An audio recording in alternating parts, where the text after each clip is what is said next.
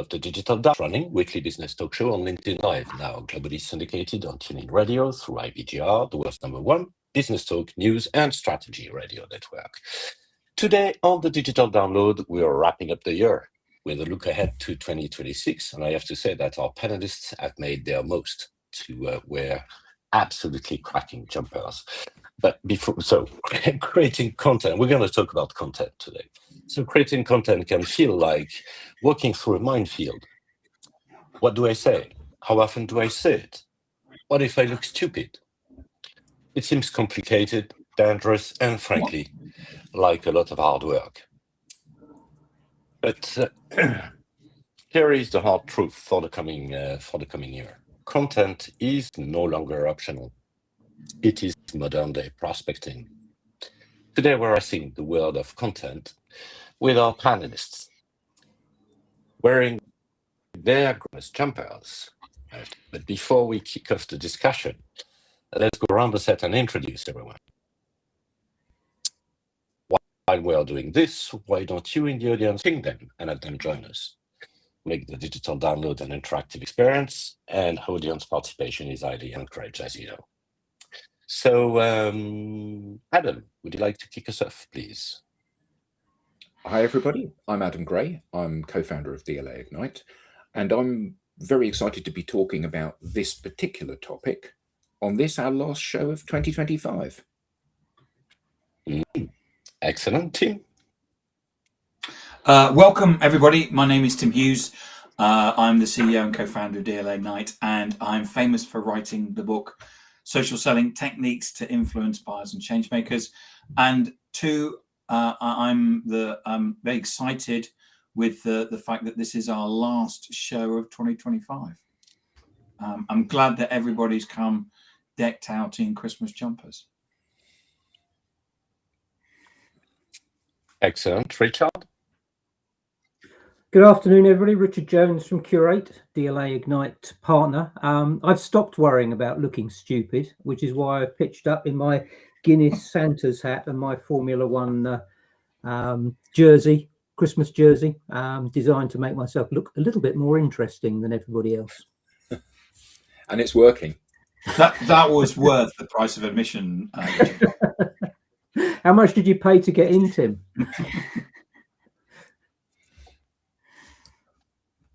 At least.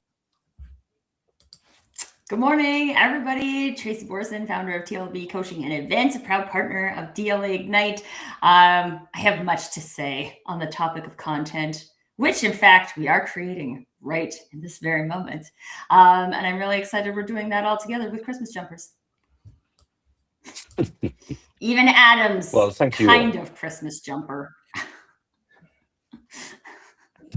Yes. I just want to explain for people watching. Bertrand is not at his home. There is a slight delay, and we may lose him. In fact, we just lost him. In fact, we did. It's good timing for that. So the first question is something about content. Let's start with the foundational question. Why is creating and sharing content safer and more profitable than cold calling? Now, the great thing about asking a question is you don't have to answer, you see. I think we need to break down this concept of safe, because I also think there are a lot of people who think that creating content is not safe. And so I also think that has their own relationship with that. I also think there's people that find creating content is safe because they just have to sit in their bedrooms creating it and don't have to do anything else. That's true. Although whether or not it's productive content is then debatable. Yeah, I mean, I think that's a really interesting starting point, isn't it? Because I think the fundamental problem with, particularly today, where people are in a swipe left, swipe right kind of environment, the idea of somebody reaching out unbidden to you and calling you and not letting you get off the phone is quite an intimidating concept.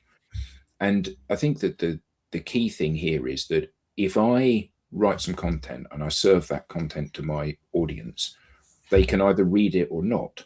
That's their choice. And I serve something else the next day and they can either read it or not. That again is their choice. And I can do that day after day, week after week, month after month. And sometimes maybe I will have the right content, which they will read at the right time, which will make them think that I'm somebody they should be having a conversation with. But they're in control of that. However, if I call somebody, the challenge is that I'm invariably going to call them at a time they don't want to speak to me. I'm going to call them. I'm going to try to hold them on the phone. They'll feel intimidated and uncomfortable with that. So they'll block my number. So I won't be able to call them a second time. So it's very much like the telephone, certainly for cold outreach, is a way of burning bridges, isn't it? You do it too many times and people literally will not talk to you no matter what. I feel like this is also, when we're talking about cold calling, the idea of the social media pitch slap falls into that category. Right? Absolutely. I removed a connection earlier this morning because I was like, I'll accept this, but like, I'm not that confident in my accepting in the first place. And then the first thing I got was we can help you do this. And I was like, nope. And not only am I just like, I'm not just ignoring your message. I'm not just deleting your message. I am unconnecting from you. And in this day and age, that's how fast it happens, right? So maybe 60 years ago when people were cold calling, people didn't just immediately block you because we didn't have call blocking features available on telephones. But now that all of this is available, we can't pretend it doesn't exist, and we can't pretend it doesn't happen. And most importantly, we can't pretend we're not doing it. If I'm going to block someone else or block someone's number or remove a connection, you better bet that other people are doing that too. Well, some years ago, Tim and I were sitting down talking to a prospect that was a sales leader. And whilst we were in that very pitch, this person told us that they didn't think social was right for them. They were going to focus on cold calling. And as if by magic, at that very moment, their phone rang. And this person looked at their phone and said, I don't recognize the number. I'll just send it to voicemail. They'll call back if it's important. And then looked at us with a straight face and said, but we're going to continue to cold call. And Tim just looked at him and said, did you not get what just happened there? And he was like, no. And then there was the big spiel about why our product is different and people actually want to hear from us and all of that stuff. But I think the key thing is that it's an intrusive way to reach out to people, isn't it? Cold anything is. Well, and even like one of the things I find really curious is this, like, everybody has an unlisted number nowadays. Like, numbers used to be associated with a business. So like the business would call and you would know who was calling. And so like, I get frustrated because I'm the medical decision maker for my grandma, and a phone number comes through and I'm like, it could be the oxygen company, it could be the hospital, right? Like, none of these have actual call ID anymore. So I have to answer all of the calls. And then I'm just like, get out of here, TELUS. I don't want to talk to you. So best case scenario, you're tricking people into answering the phone. And that is not a great way to kick off a brand experience. I saw an interesting post on LinkedIn earlier this week. Some BDR had sort of written a little sort of piece of content about how he'd made 500 cold calls over a period of time, and every single one had failed to deliver anything. And the responses were by and large along the lines of, you smashed it, mate. You know, you're doing a great job there. If you keep trying, you know, you're going to succeed. So I put a comment there and said, cold calling doesn't work, to which he replied, I disagree. Well, we had a person on here. What data do you have? Yeah. We had a person on here recently that I got a message that he got pitch slapped, and so he said to the person, I'm not buying, and the person says, I really love no's. He was, you know, And we were joking that, that maybe they were sitting in like the 1980s and they had a whiteboard up and they had like, Steve's got 40 no's. Tim, I've got another no. I've got another no. Yeah, got another no, yeah. And they're all sitting it's one thing in to be 1980s. okay with no's. And another thing to, I mean, in sales, there will be no's, right? In sales and marketing, no is fine, right? It's not something to be feared, because if you're afraid of it, then you won't make any effort and you can't get a yes. But at the same time, like I know I've talked about it on this show before when I worked in corporate, and we had our salespeople were making 125 calls a week and booking no meetings. And you guys are like, yeah, high five. This is great. Like, what? The point is to sell something still though, right? Like, so we now moved, everyone's so comfortable with no, they don't care about getting yes anymore. Now that's confusing. I think I want to go back premise. to what Adam said, because one of the things that he pointed out was the fact that this is something that we rarely talk about, which is that, if we cold call people, how often can we do it? Can I do it? Can I cold call you every hour? Can I cold call you every day? Can I call you every week? And the answer to that usually is no. But I can use content every hour, every week, or every day, and nobody complains if it's interesting content. And you're always front of mind. So this, so how do we get front of mind? Well, I could call you, or I could send you a spam email, or what I could do is go, here's an interesting piece of content. Here's something that would be interesting for your industry. Here's something that would be that I know that that my ICP would resonate with. It's a way of getting in front of people and a way of being front of mind. Let me just say for the audience, we've got a couple of comments up. Bertrand is currently luxuriating in Mauritius, and he's dialed in from there, so his broadband is not 100% stable. So first of all, Mark, Merry Christmas to you. And hi, Mark Harrison. Thank you very much indeed. Thank you for tuning in and supporting us in 2025. What a lovely thing to say. So Toph has said, hi guys, lovely signing off 2025 with you. And thank you, Toph, for tuning in and supporting. And for being a guest on the show as well. Yes. A few months back. And Kai, Merry Christmas to you as well. So love the emoji. Yeah, that's fantastic. But yeah, I think okay, you go, Adam. No, I was going to say, picking up on Tim's comment. Yeah, absolutely. I mean, the thing is that in the modern world where people have the ability to just switch something off, the idea of being light of touch is really important. And the beauty of this from the buyer's perspective is that this is not intimidating. You can read my comment, or you can read my post. You don't have to read my post, but you can read my post. If you really like my post, you might put a like on it. But again, you're not obligated to put a like on it. So the engagement is entirely, the level of engagement and the level of visibility is entirely driven by you. And if you're in the very early stages of a purchase decision, you're not going to want to have a conversation with me because you're scared that I might chase you around the room and wrestle you to the floor and make you buy something you don't want to buy at this stage. But the problem with a cold call is that the expectation of the call is that it's going to be exactly that, isn't it? It's like you're trying to get the phone down. Well, they've got a script, and the script basically has a yes in the bottom right-hand corner, and because people know how to write scripts like that.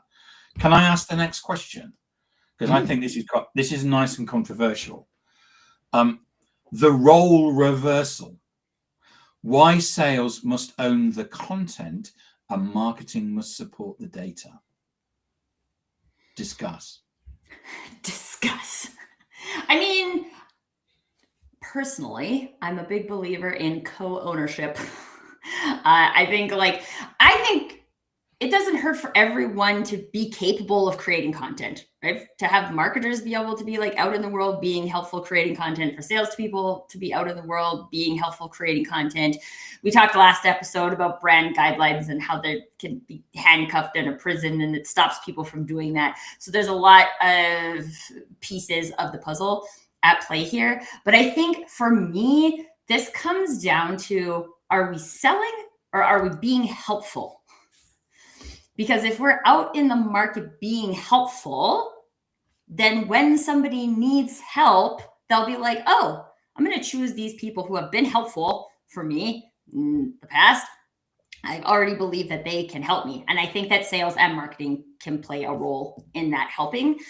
But as soon as it switches to selling and the intention is to sell something versus the intention is to help somebody, then I think that's where it breaks. I think the framework for cold calls right now is that it wholly lives within, I'm selling something. I'm using this 2-minute conversation with a stranger who wasn't ready to receive my call as an opportunity to sell something.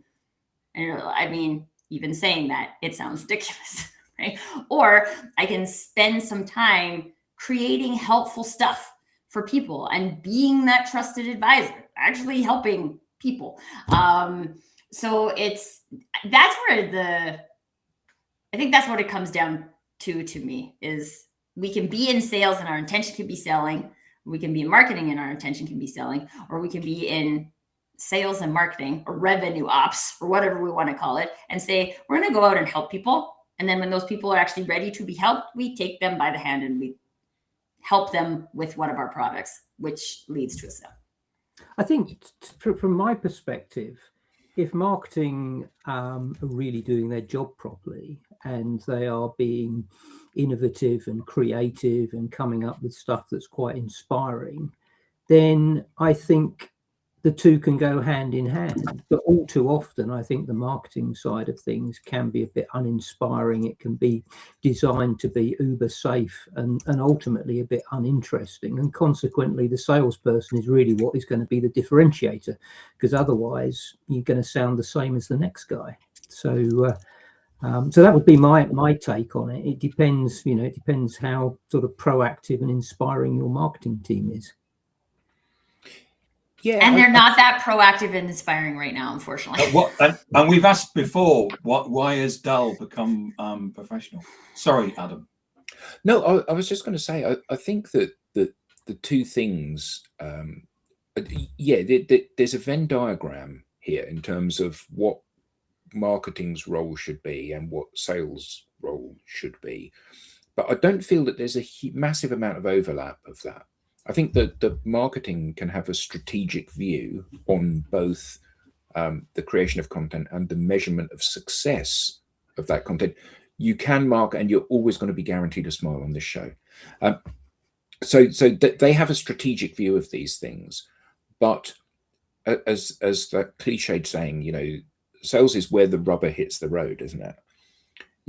If you work in selling a complex, high-value strategic product to another organization, that doesn't come from the marketing department or the sales department or the tech department. It comes from a salesperson who is the point of contact and the connection between the two organizations.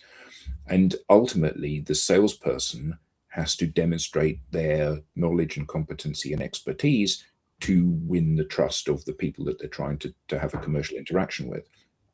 But that said, the salesperson can only be responsible, A, for the content that they create, and B, for the results they get from that.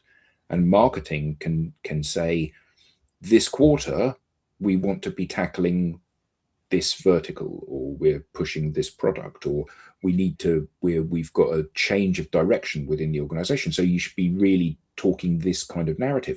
But how you do it, Tim uses different words to Richard, uses different words to you, uses different words to me. And ultimately, that's the very strength of the individuals.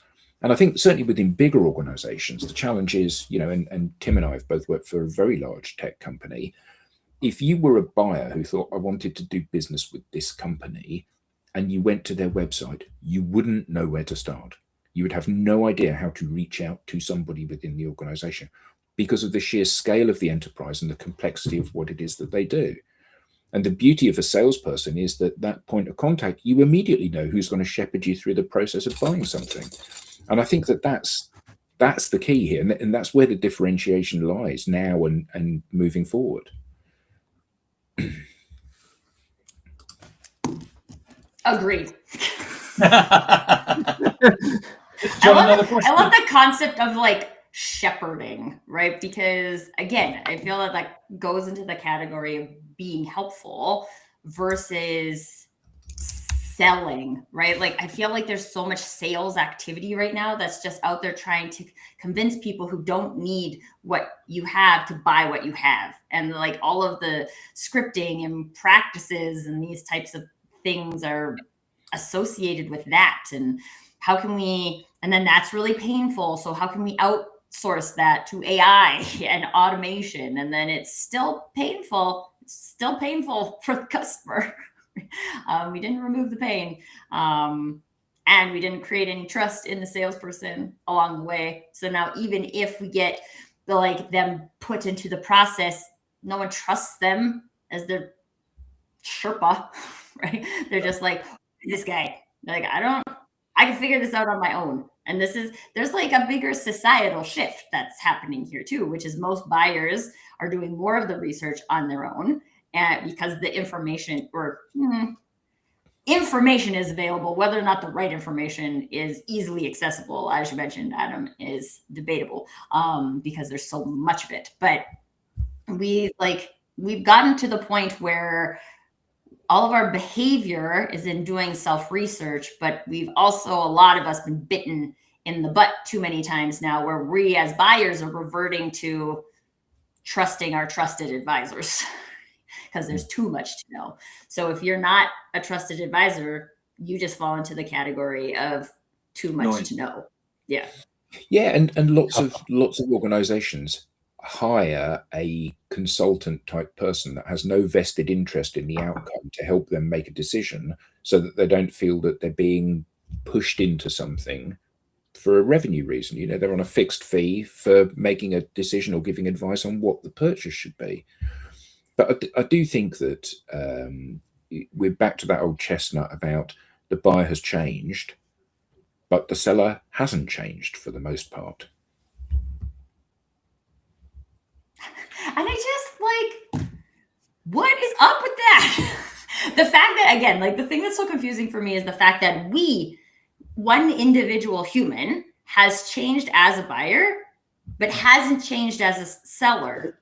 Like, you're consuming that way from a buying point of view, but you can't see that is also relevant from the sales point of view. What is happening there? And also, is this just people helping you see things that you can't see? It's slightly ironic that in a sector like technology, where we're selling digital transformation and all sorts of other ways of making life more efficient for your business, we stick to the same old tried and tested analog approaches which don't work. So we've got a brilliant comment from Tove here. The problem is that salespeople don't understand the AIDA model. AIDA. Yeah, and that the first A has to happen before the customer comes to the last A. And that's the point, isn't it? You have to, as we often say, you can write the best blog in the world, but the reader only knows that once they've read it, and they're not going to read it because they don't know who you are. Just so that people know that AIDA stands for attention, interest, desire, and action. You don't just jump to action. No, but that's so talking about action. How do you build your content strategy, basically? So how do you figure out what to talk about? Is it your products, your services? I'm deliberately, and I'm sorry, I've switched the video off to that dummy question. Yeah. So thanks, PG. Yeah. So for content, it needs to be all of those things. We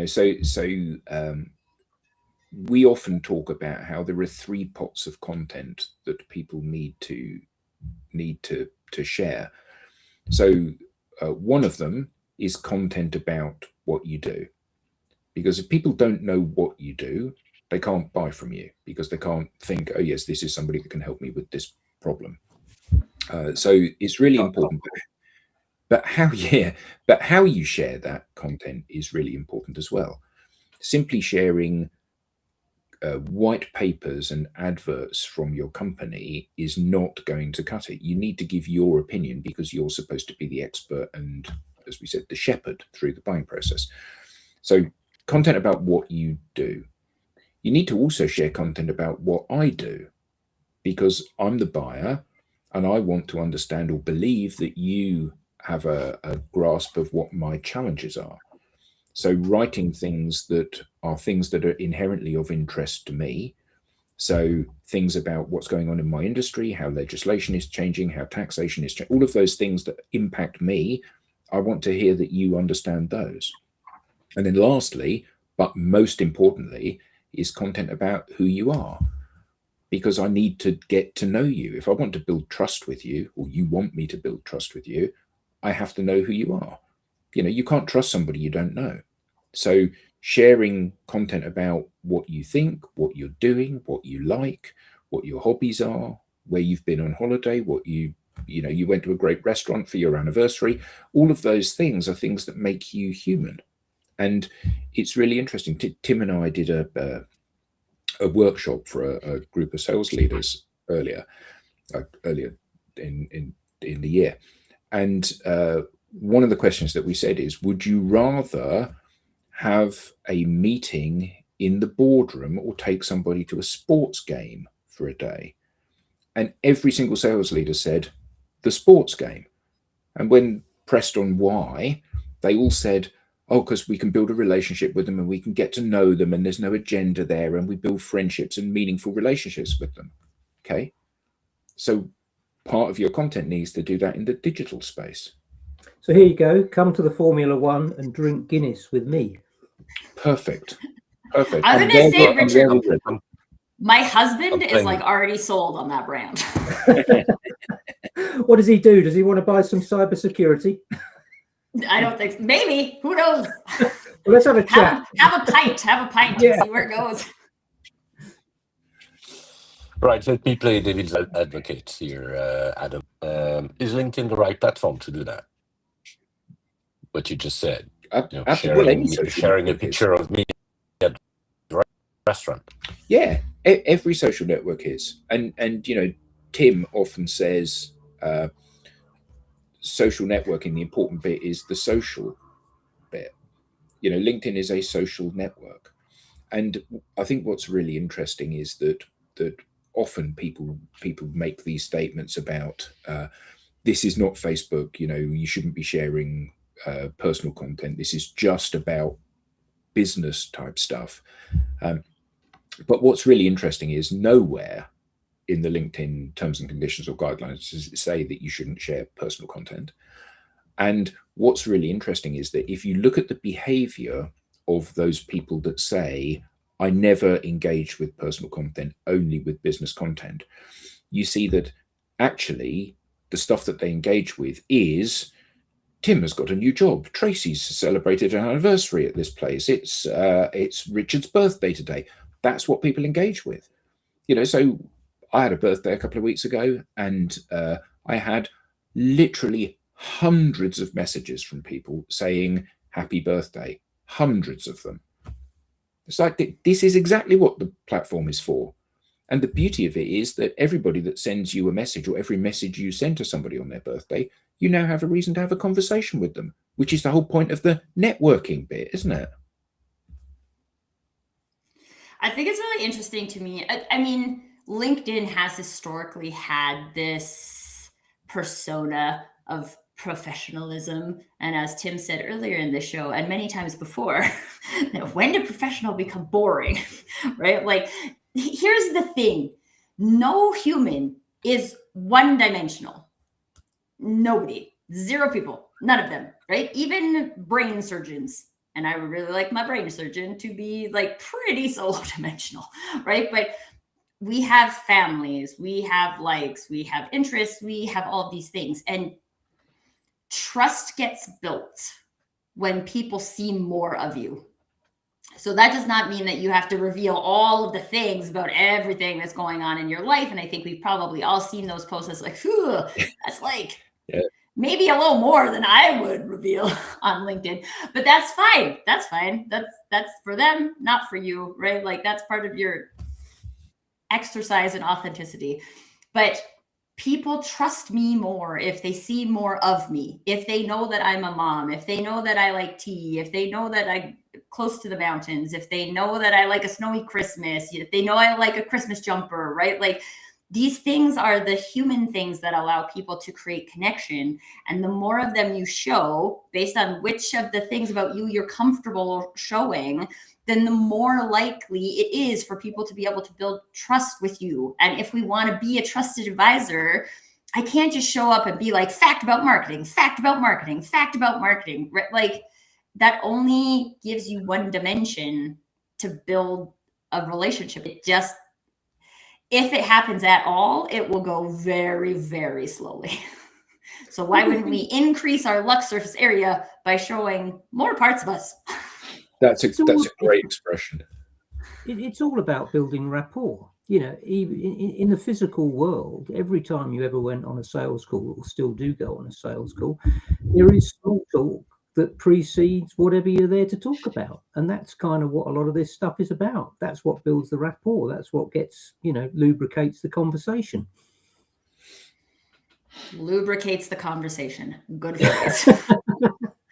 Because otherwise there's so much friction, right? Like I think all of us have experienced that where you're having a conversation with a person, it feels so difficult, right? Like you're just, and then we try to get out of that conversation as fast as possible. But when you're like, oh, this is easy, like, yeah, I'll stay in this conversation, the likelihood of you revealing something in common goes way, way up. So let's lubricate conversations, folks. Imagine standing in the lift with somebody going up 20 floors and all you try and do is pitch. I guess the elevator pitch says it all. There will be a lot of slaps. Really? Who's ever used the elevator pitch in an elevator? This is a great point. And I think the question here is, would you, right? So we all get sold on this concept of an elevator pitch, and I want to be able to tell people what it is that I do in 20 seconds. But more, is that what I really want? Or would I prefer, if I was actually in an elevator with someone, me to be able to start a conversation that person is actually interested in enough so that when I get out, not on their floor, they're like, oh, maybe I'll come out with you and stay having that conversation. That makes, I think, is more desirable than Genius. Let me slap you in 20 minutes and then we'll go our separate ways and we'll never talk to each other again. Would you want to get trapped in the elevator with this person? It's about being memorable, isn't it? Yeah. And I mean, ideally memorable in a good way, right? Yeah. Because there's also people who are like, oh my God, you remember that guy who pitched me in the elevator? That was the worst. You don't want to be that guy. But I think what's really interesting is if you get into an elevator with somebody and you think, how would I start a conversation with this person? And, you're in an elevator, so there's not a lot to go on really. But if you look at them and you say, I'm sorry, I don't normally say this to people, but I love your shoes. They're fantastic. Where are they from? All of a sudden, you've opened a dialogue with that person. Now, clearly, you're probably not going to buy a pair of shoes. Well, you might do, but who knows? But if you have some kind of basis for having a conversation that they feel obligated to answer, you've then got a bit of backwards and forwards. And I think most people that are reaching out to somebody that they don't know for the first time kind of get that in the face-to-face environment, so your joke, Tracy, about you get in an elevator, who's actually used, or Richard's joke, who's actually used an elevator pitch in an elevator. Well, nobody ever has, because they know that it's just a ludicrous way to start. What I find really fascinating is that so many people behave in the digital domain exactly the way they wouldn't behave in the face-to-face, in the real world. And what they need to do is they need to think about, how can I behave in the same authentic way digitally that I do when I'm actually meeting somebody face to face, in a way that people don't run off screaming? Here's a question. Does the elevator salesman have an elevator pitch? There's actually a joke. Good question. There's actually Anyone a joke, in the Richard. comments an elevator sales? I thought I'd made that It was one a up. joke. It was a joke. No, so the So joke. we- There's a joke is that I was in a hotel and a woman come up to me and she said, "I want to get you upstairs as fast as I can." And she worked for Otis. name the elevator company. Otis or Schindler.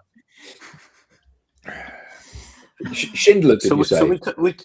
I think Schindler's List. It is. It is. They are a lift company. Next question. All the Right. jokes. Have you got the next question, Bertrand? Yeah, we talked about strategy, but I would like to talk about frequency, because that's I'm sure that our audience has that question. So how often should he publish content? How often? Is there a rule? And I know Tracy's going to pick it up. I'll start with my rule. Whether or not that is like the global rule is always Tracy's rule. Tracy's rule is that as often as you feel inspired to create content. I also think there's like I remember this one person at one point, I feel like they were posting like 6 times a day, and you're like, dude, it's too much, right? Like nobody can read that much content. You missed out. You're not being helpful anymore. Too much, right? But I think one of the like trickiest things for people in content is them thinking they have to create a certain amount, but they haven't looked at their like process for creating content. So then they're just sitting there staring at the blank box going doo doo doo doo, and you're all stressed out, and then you create content from a stressed out space, and then it feels stressful or it feels inauthentic, and then what is the point? And so I think one of the most effective exercises people can do is look at their environment and see what inspires them. Get familiar with what inspires you to create. So is it a conversation with a client? Is it a conversation with your community? It's one of the reasons why I do this show. It gives me ideas for content. Is it walking out in nature? Is it watching TV? I don't know. Like it could be lots of different things for lots of different people. But when you become familiar with what your creative inputs are, then you can intentionally put your creative inputs into your day, which means it becomes easy to create content on the daily. And so like I believe in like being filled with content and then sharing that with the world. And then if you have a day where you're like, you know what, I got too much life going on today, I'm not going to post today, it doesn't matter, because you've created this like trajectory of people to fall back on. I think that's the key point, isn't it? You know, as a general rule of thumb, I would say you want to share something most days.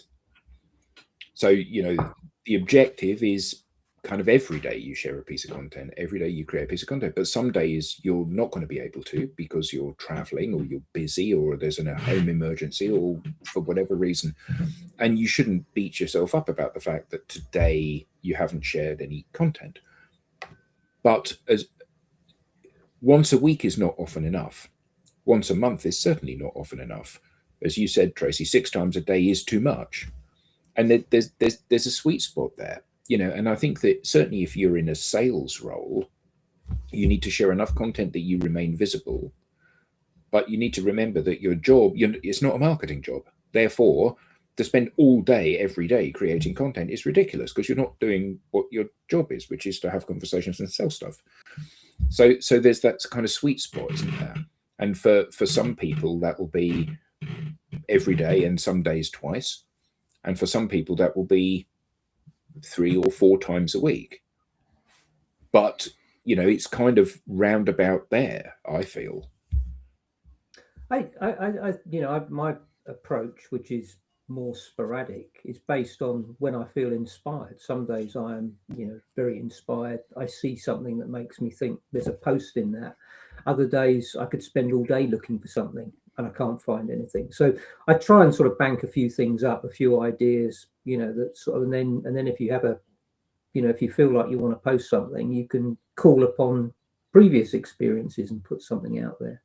But I think feeling under pressure to push something out is going to kind of look a little bit forced, I think. Tim always used to say, and still does sometimes, there's a blog in that when we have a conversation about something. And I think that that's really important. I think that you know, when you are new to, let's say, Instagram, one of the things that you find is that you get home and you think, oh, I should have posted a photo at this fantastic place I was at, but I didn't. And getting into the mindset of seeing something, whether that's an image or an idea, and thinking, okay, well, I will capture that and I will make something of that now, is a really important mindset to get into in terms of creating content. And actually, yeah, you want to be inspired, but I think equally you need to remember that sometimes your inspired piece of content will land at your ideal customer at a point when they're not inspired to read it. So you have to get enough coverage that, you know, there's overlap between you and they don't forget you, because, you know, they're busy doing other stuff. They're not interested in buying my products. So I have to make sure that I keep putting my products in front of them so they stay front of mind. So I think that I think that most people, but certainly people that are new to creating content for themselves, make the mistake of sharing too little.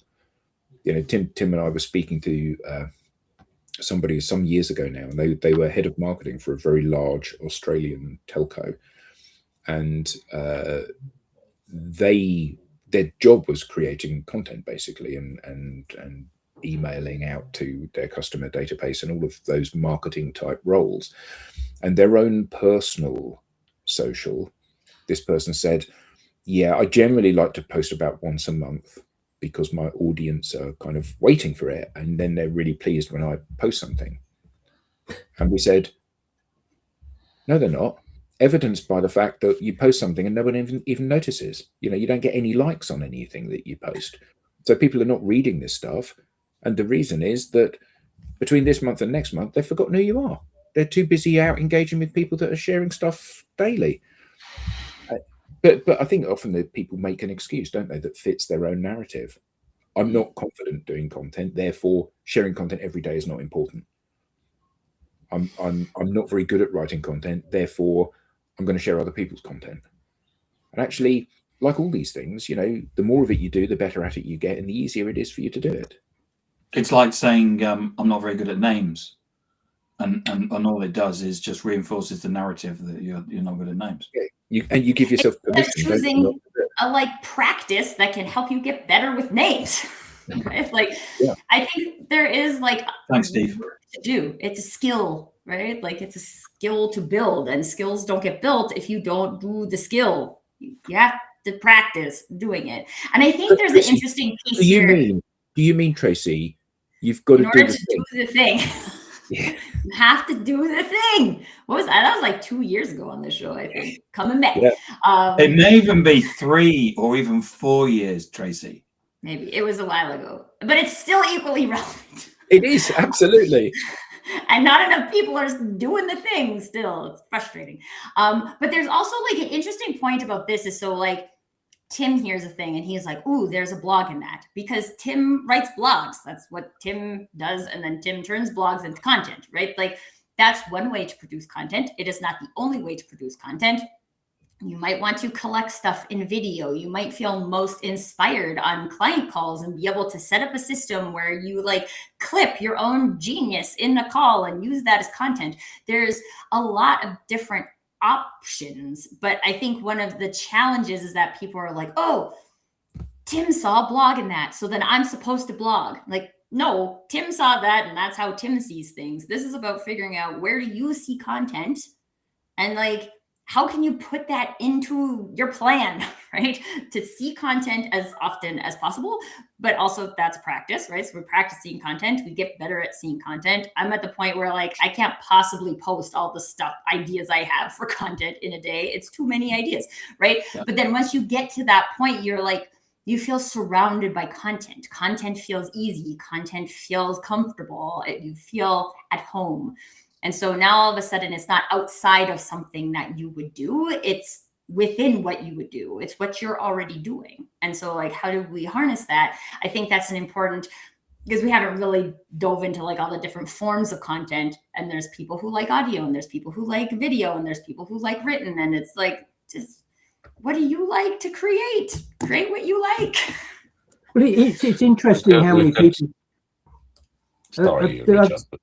It's interesting to see how many people post about or say in their straplines how passionate they are about X, Y, Z, and then can't think of anything to write a blog about. Yes. Comment on that. So Christian Buckley has said, social media is so fragmented, it's increasingly difficult for content to be seen. Companies don't do enough to promote their content and make it visible. Ooh, can we talk about this concept of promoting content? Yeah. I'm sure we can. Okay, because I think it's important to like be very clear on how we are looking at the promotion of content, because the social media platforms in particular have made it very easy, use quotes, air quotes on that, to promote content. And you'll write a post and it's like, would you like to promote this? And you can pay extra and you can promote it to your audience. It's cold calling, right? It's sending out content to people that you don't know have any interest in reading your content. And so I think one of the things that's really important to look at from a promoting content, whether that's company-wide or for individual creators, is that there is a step that happens before people reading your content. Content is a thing that people will read because they want to. So what did you do to make them want to read your content? If you haven't done anything, then you're just in the sea of noise. And I mean, honestly, in that scenario, it's kind of like cold calling, because if I have built enough of a relationship with you that you know my phone number, that when I call, you're like, oh, that's Tracy's phone number, even if it doesn't say Tracy, and I'm going to answer it because I've built enough of a relationship with that person to want to answer the phone. But I think the key point here is, Tracy, that that's you. That's not your company. And I think that the important thing here is, Christian has said social media, so it's increasingly difficult for content to be seen. Companies don't do enough to promote their content and make it visible. Well, actually, companies can't. Again, in the workshop that Tim and I recently ran, we highlighted IBM, not to criticize IBM. We highlighted IBM. On LinkedIn, they've got 19 million followers. And they did their posts get, and they've got 300,000 employees.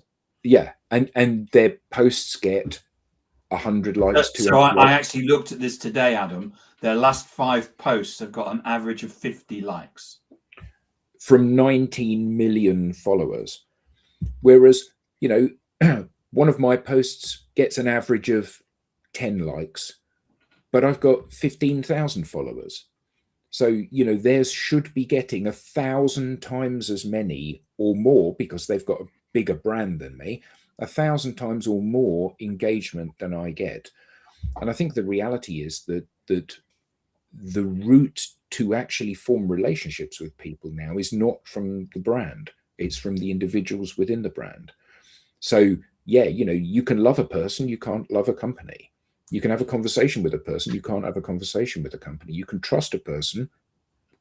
You might be able to trust a company a bit, but actually, as Tim always says, every company post says, buy my stuff.